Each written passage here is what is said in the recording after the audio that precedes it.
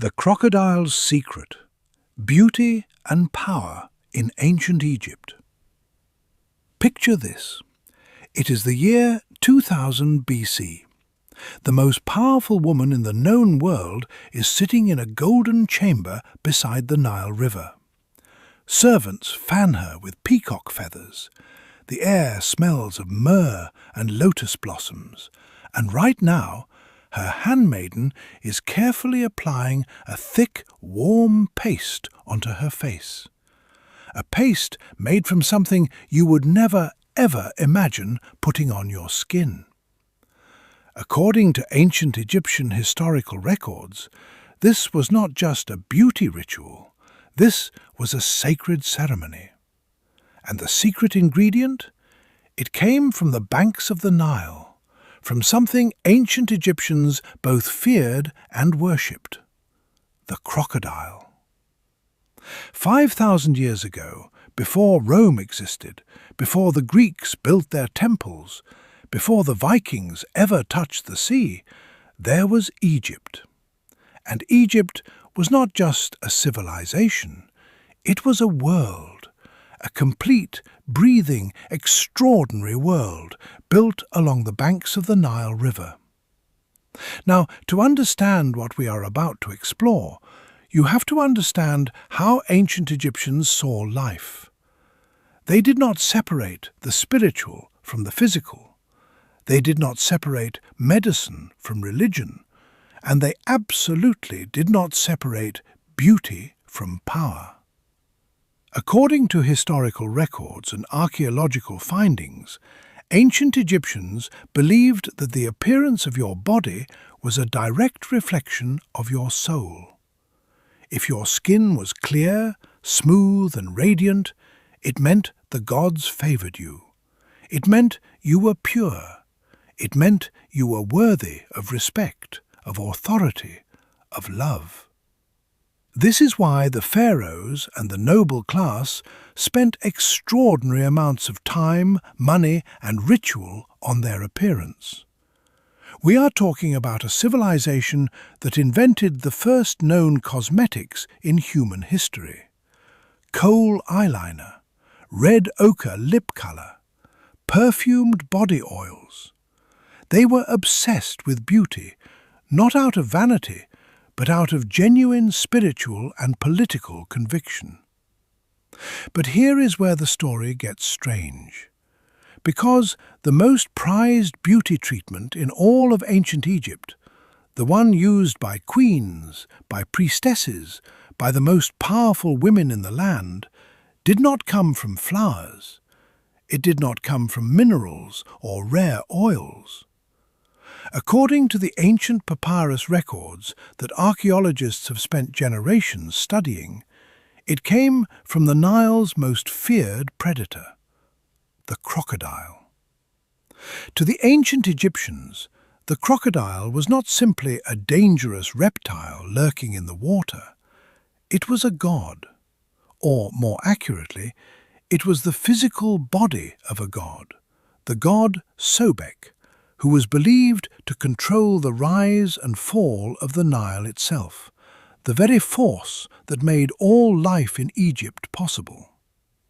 Without the Nile flooding, crops died, people starved, civilizations collapsed, and the crocodile sat at the center of all of that power.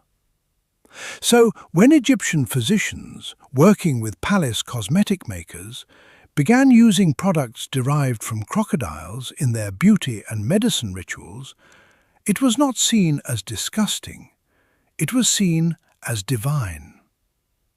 In 1889, a British archaeologist named Flinders Petrie was excavating a site in Egypt called Kahun, the remains of a workers' village built near the pyramid of Senuseret II. And buried in the rubble, he found something that would rewrite our understanding of ancient medicine and beauty. It was a papyrus document, dated to approximately 1800 BC, written in hieratic script, a kind of shorthand version of hieroglyphics used by scribes. Petrie handed it to scholars, and what they translated shocked them. This was the Cahun Gynecological Papyrus, one of the oldest medical documents ever discovered in human history. And it was filled, page after page, with detailed medical and cosmetic recipes. Treatments for fertility, treatments for skin conditions, treatments for what the Egyptians described as female ailments. And written there, clearly, without ambiguity, recipes involving crocodile dung. Now, before you recoil, and you are allowed to recoil, this is a safe space, let us understand what we are actually looking at here. According to historians who have studied this papyrus, Egyptian physicians were extraordinarily methodical for their time. They classified symptoms, they recorded treatments, they noted which remedies worked and which did not. The Cahun Papyrus is not a collection of superstitions scribbled by a confused priest. It is a medical textbook, a professional document written by educated specialists for other educated specialists. The recipes inside describe ingredients being mixed with specific quantities of honey, specific types of plant resins, specific carrier oils. The precision is remarkable. These people understood dosage, they understood application methods, they understood that different skin types responded differently to different compounds. The world of ancient Egyptian medicine existed in a fascinating space between what we today would call magic and what we would call science. Prayers and spells accompanied every treatment, not because doctors were ignorant, but because in their cosmology the physical and the spiritual were inseparable. Healing the body without addressing the spirit was considered incomplete medicine. And at the centre of this medical world, in the royal court, in the temples, in the private chambers of the nobility, were the cosmetic specialists, people who held enormous social power because they controlled access to beauty. And beauty, as we are about to discover, controlled everything else. So let us walk into the royal chambers.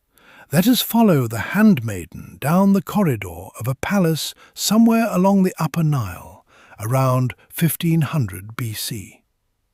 She is carrying a small alabaster jar. Inside it is a paste, thick, warm, carefully prepared.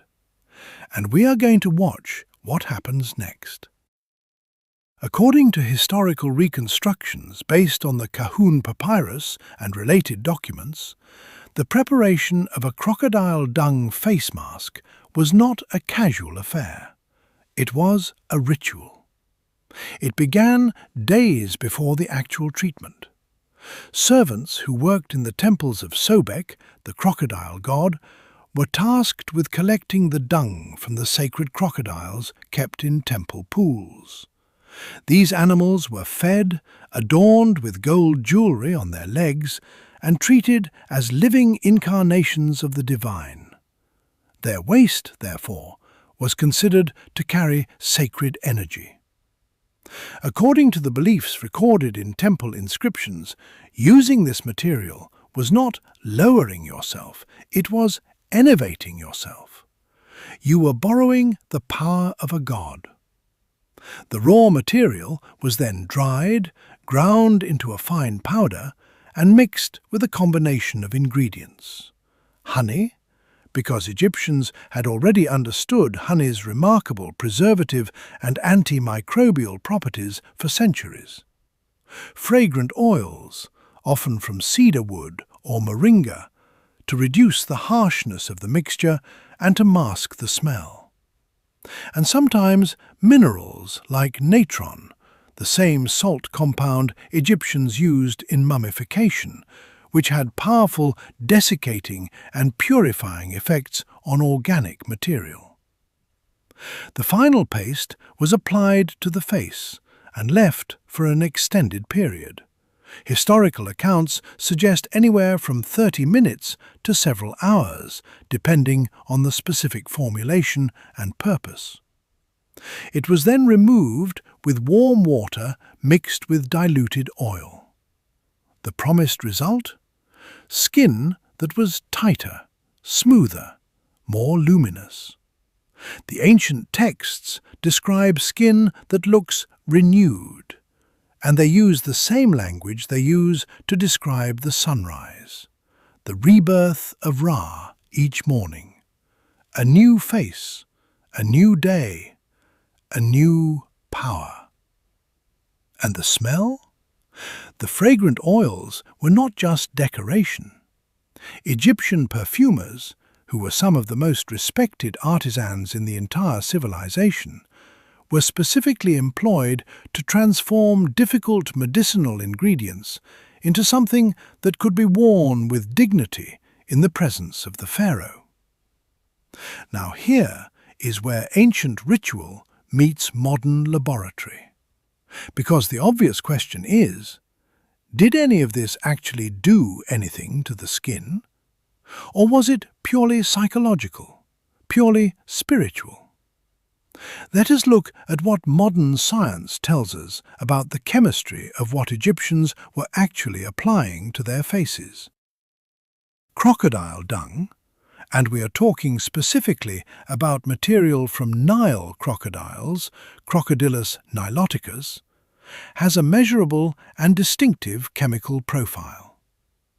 When analysed by researchers studying experimental archaeology and ancient medicine, a few things become immediately apparent.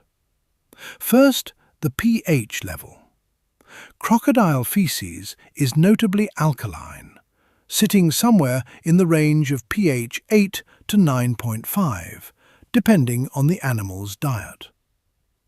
When applied to human skin, which has a naturally acidic surface around pH 4.5 to 5.5, this alkaline compound acts as a mild chemical exfoliant. It disrupts the outermost layer of dead skin cells, the stratum corneum, encouraging the skin to shed and reveal fresher tissue underneath. This is, chemically speaking, not completely different from what modern dermatologists call a chemical peel. The mechanism is crude by today's standards, far less controlled than a glycolic acid treatment or a lactic acid serum, but the underlying biological process is the same. Old cells are disrupted, new cells are revealed. Second, the ammonia content. Fresh or semi-processed animal feces contains ammonia compounds that further accelerate this exfoliating process. Ammonia at the concentrations found in processed dung, especially when mixed with honey, which adds its own enzymatic action, creates a mild keratolytic effect, breaking down the protein bonds in dead skin cells. However, and this is where modern dermatology would part ways with the ancient Egyptians, the risks were significant. The same biological material that provided these chemical benefits also carried bacteria, parasites and pathogens that had no place on human skin. Nile crocodiles are exposed to extraordinary diversity of microbial life. Without modern sterilization, the drying and grinding process would have reduced but absolutely not eliminated these risks. Dermatologists today would describe this as a high-risk, low-control exfoliant. Effective in some ways, dangerous in others. A fascinating accident of efficacy buried inside a ritual that ancient physicians understood through observation rather than molecular chemistry. But the crocodile face mask was only one part of the story that the Kahun papyrus revealed. because the ancient Egyptians were also using crocodile dung for something else entirely, something far more personal and far more biologically sophisticated than most people would expect from a civilization that existed 4,000 years ago. According to the Cahun Papyrus, one of the most detailed sections deals with what we would today call contraception, birth control, and the records are explicit and specific about the formulation. The recipe described in the papyrus calls for crocodile dung to be mixed with honey and a plant resin, specifically from the acacia tree, which grows abundantly along the Nile. This mixture was then formed into a pessary, a small, solid insert, and used internally by women as a method of preventing pregnancy. Now let us unpack why this is remarkable. Because modern researchers who have analyzed this recipe have found something genuinely unexpected. The formula actually had a scientific basis for working. Here is why. Acacia, the plant resin component, when it ferments or breaks down in the presence of warmth and moisture, produces lactic acid. Lactic acid, as any modern gynecologist will tell you, is a well-established spermicide. It is, in fact, still used in modern contraceptive products today. The Egyptians did not know they were creating a chemical spermicide, but through centuries of observation and refinement, they had landed on exactly the right compound. The crocodile dung component contributed its alkaline pH, creating a hostile chemical environment for sperm motility. And the honey acted as both a binding agent and an additional antimicrobial layer. The result was a contraceptive method that was far from perfect by modern standards. Efficacy would have been inconsistent and dependent enormously on precise preparation, but was not simply magical thinking. It was applied biology, arrived at through empirical observation over generations of use. This tells us something profound about the Cahun Papyrus physicians. These were people who were watching outcomes, who were asking the question, does this work?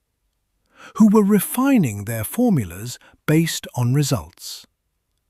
Long before the scientific method had a name, these ancient Egyptian doctors were practicing something that looked remarkably like evidence-based medicine. Now let us talk about who had access to all of this. Because the crocodile beauty ritual was not something every woman in Egypt could walk into a market and buy on a Tuesday afternoon. The logistics alone made it exclusive.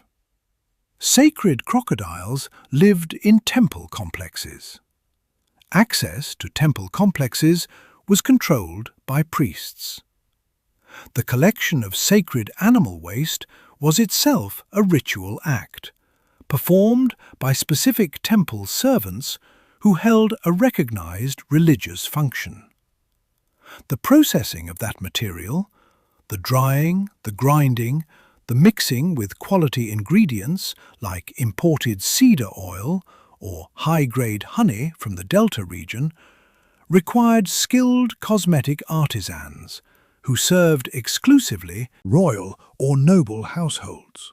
According to historians who have studied the economic records of ancient Egypt, quality cosmetic ingredients were a significant luxury trade. Moringa oil, frequently used as a carrier in high-end cosmetics, was imported from sub-Saharan regions at considerable expense. Cedar oil came from Lebanon.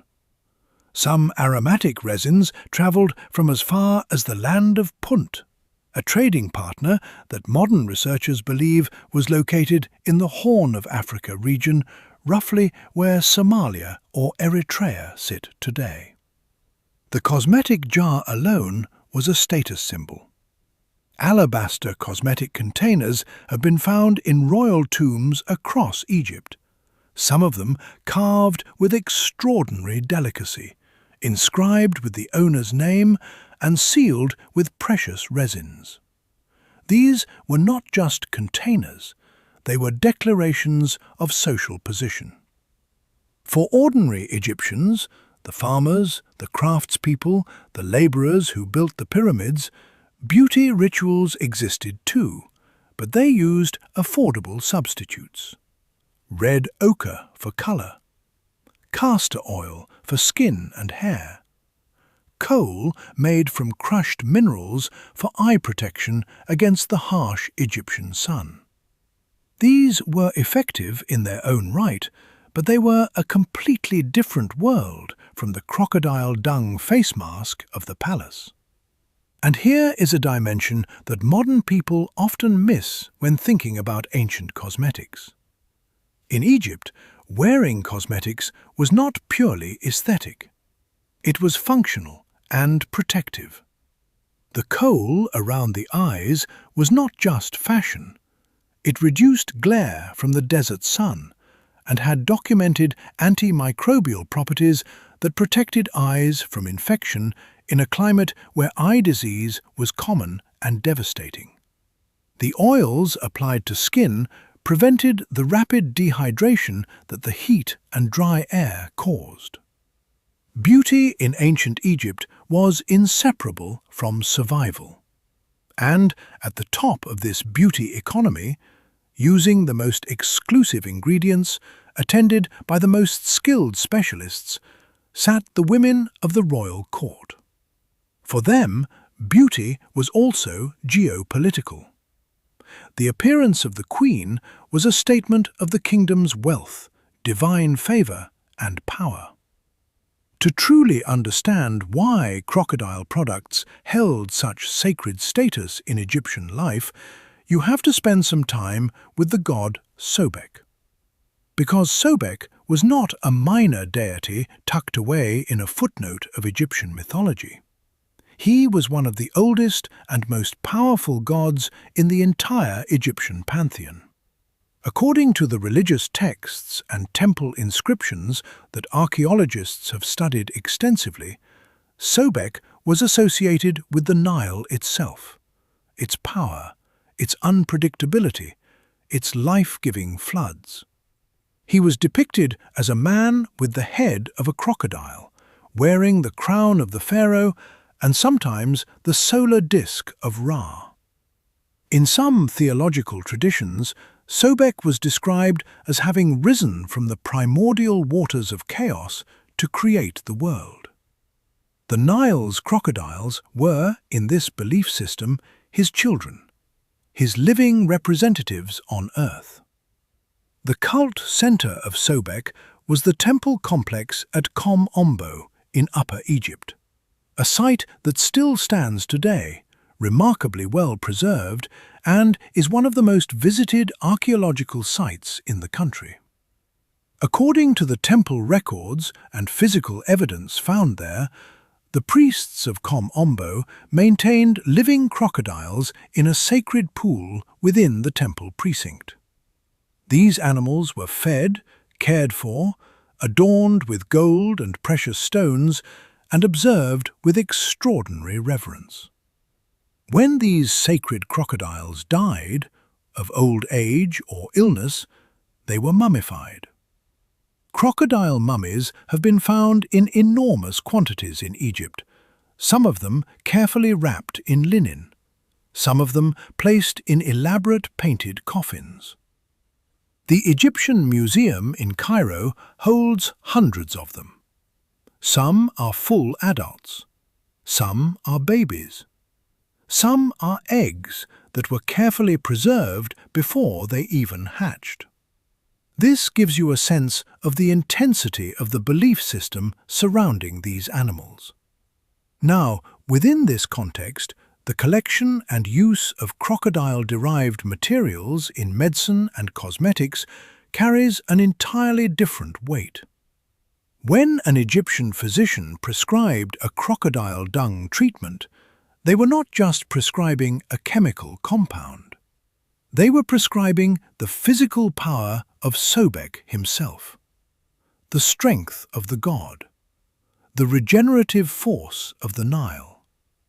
According to temple inscriptions, Sobek was also associated with fertility, with healing, and with protection from evil forces.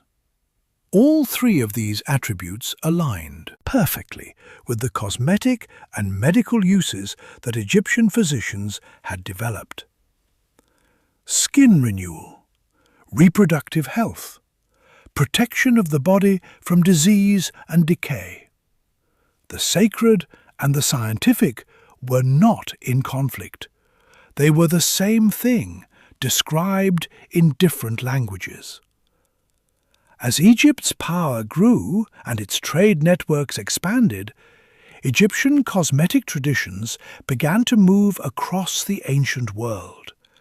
And nowhere was this influence more dramatically felt than in Rome. The Romans were fascinated by Egypt, obsessed with it really. After Rome conquered Egypt in 30 BC, following the defeat of Cleopatra and Mark Antony, Roman citizens developed an enormous appetite for Egyptian luxury goods, Egyptian religion, Egyptian art, and, yes, Egyptian beauty rituals. The Roman writer Pliny the Elder, who lived in the 1st century AD, documented Egyptian cosmetic practices in his encyclopedic work Naturalis Historia. According to Pliny's accounts, he was both fascinated and horrified by some of the Egyptian remedies that had made their way into Roman cosmetic culture.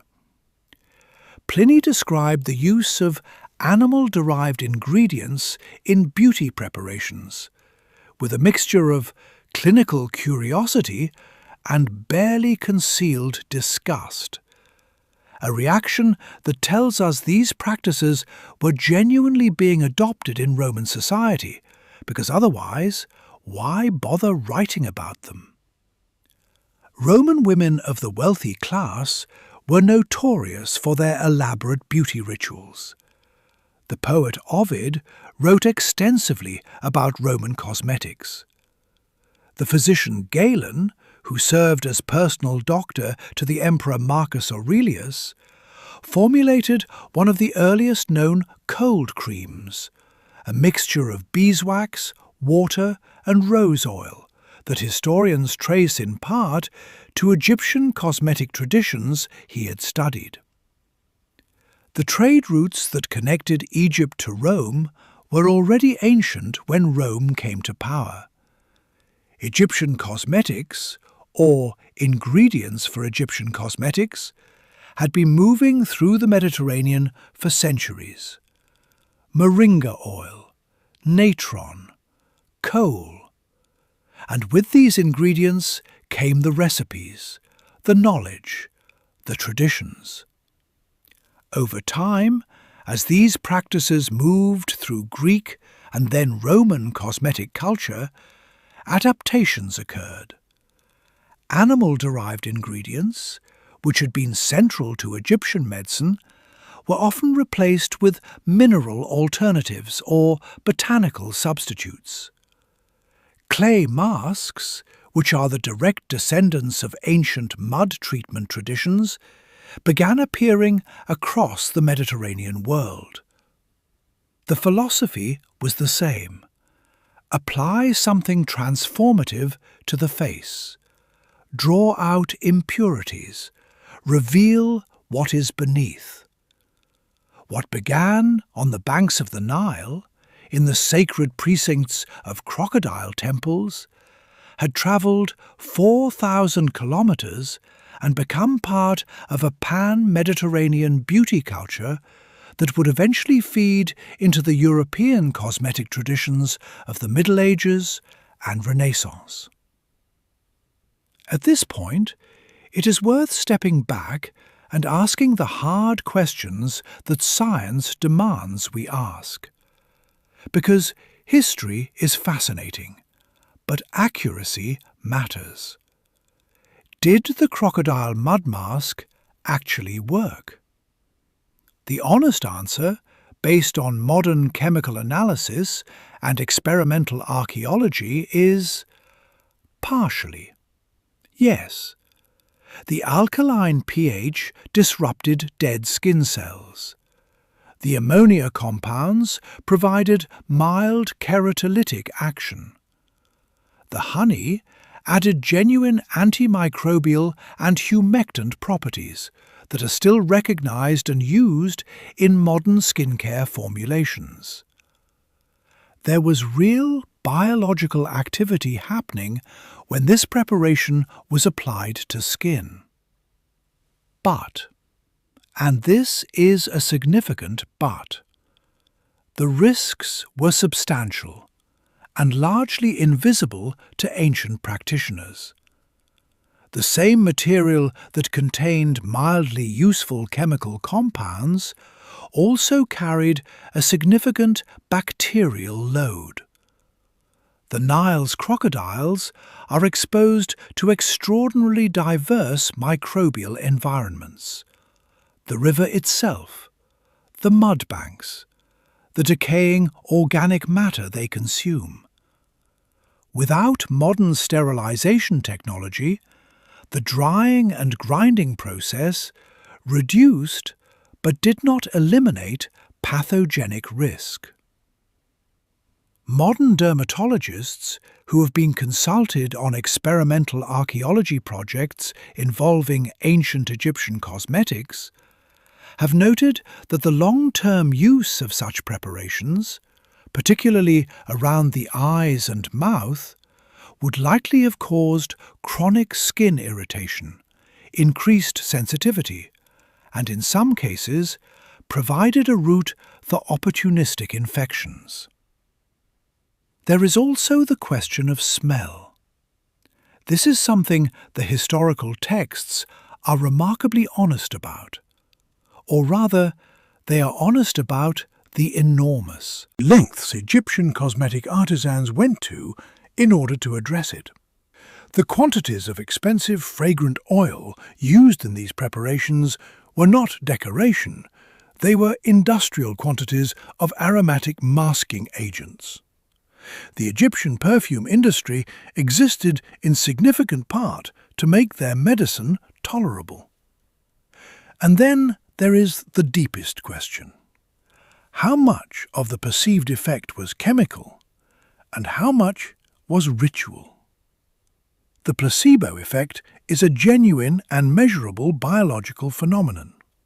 The psychological experience of undergoing an elaborate sacred beauty ritual performed by skilled specialists in a context of religious power, using materials associated with divine favor, would have produced real physiological responses.